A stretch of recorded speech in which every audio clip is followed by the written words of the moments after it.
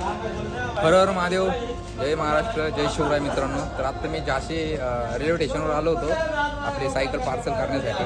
तर या ठिकाणी ट्रेन खूपच डिले होत आहेत. 2-3 ट्रेन येतात पण या ठिकाणी ते लॉक असल्यामुळे खोलत नाही.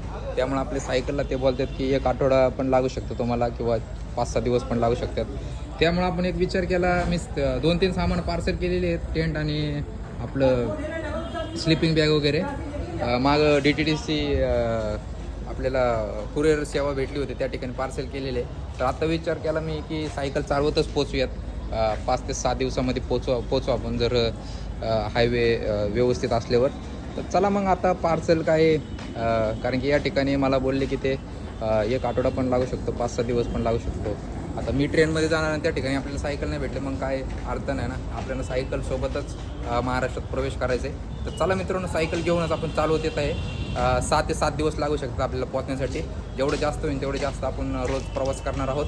तर हे अशा प्रकारे आपलं सामान या ठिकाणी खोललं होतं आता आपण, आणि सायकल देखील हे करत. फॉर्म वगैरे भरल्याच्या नंतर कळलं की आपल्याला सायकल लेट पोहोचू शकतो. तर चला आता सायकल चालवतच येतो मी. तर भेटूयात लवकरच. हर हर महादेव, सीताराम.